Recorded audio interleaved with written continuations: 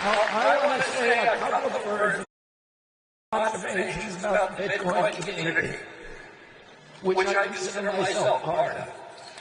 Despite their different viewpoints, I found the most striking feature of Bitcoin is paradoxical juxtaposition marked by fierce divisions on several minor issues and a sense of unity within the larger Bitcoin ecosystem.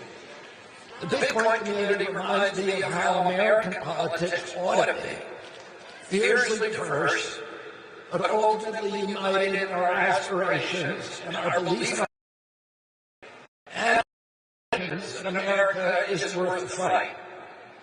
And in the end, we all come back together, united in our belief that Bitcoin is a technology for freedom, for optimism, for independence, for democracy and transparency. It is the currency of hope.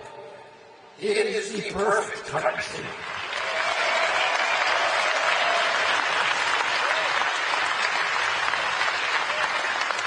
It is an elegant, poetic, beautiful, pure species that aligns perfectly with the highest ideals and aspirations represented by the American experiment with self-governance. It is incorruptible.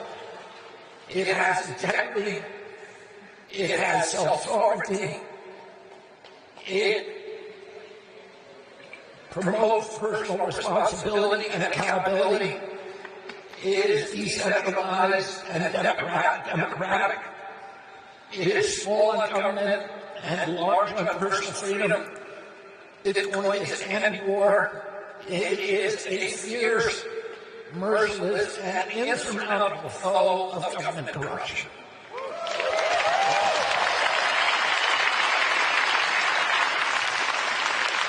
Now, many of you know my own introduction to Bitcoin, my own conversion. I knew from my children about Bitcoin that it was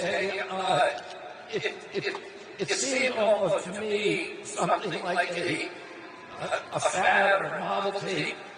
And then I saw what happened I was running at that time the Children's Health Defense, which was the premier advocate for medical freedom in our country, and we had embedded with the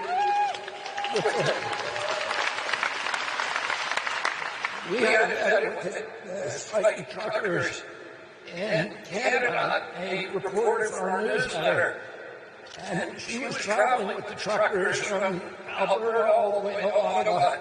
And the truckers are very diverse in Canada. They're Asian, they're black, they're white. The truckers are doing something that all of us in our country take for granted. They were assembling a petition in government about something that they thought was important, which was that the impact, the financial impact of the mandates on their businesses. If you look at the videos of that event, it was like Woodstock. People were giving out water bottles, they were picking up trash, they were playing music, they were being kind to each other. But it was portrayed by the Canadian government as a right-wing, extremist, violent terror organization.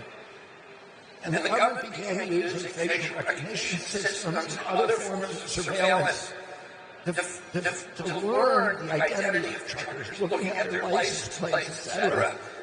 And then it froze their bank accounts. And it froze their $12 million PayPal account. And when Canada did that, the premier template of democracy in the world besides the United States, it occurred to me immediately that transactional freedom was as important as freedom of expression of the First Amendment.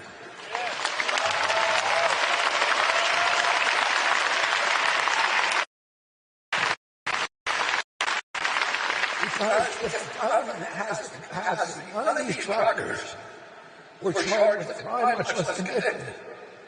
And yet the government was able to shut down their bank accounts. They couldn't pay their mortgages. They couldn't buy diesel for their trucks. They couldn't buy food for their children. One trucker told me that he was going to jail because he couldn't make mandatory alimony payments. And if a government is able to starve you, to evict you from your home, if you speak out against it, if you criticize government policies, then we are on the road to totalitarianism and slavery. And I began at that time looking seriously for alternatives, and it was that incident that led me immediately to grasp the potential of this technology to provide transactional freedom and self-sovereignty.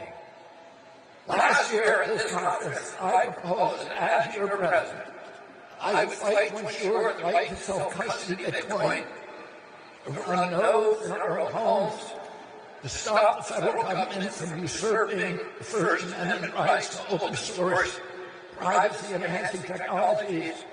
I pledge to prevent government officials from adopting CBDCs, which would inevitably morph into what we saw in Canada, a malevolent tool for surveillance and control.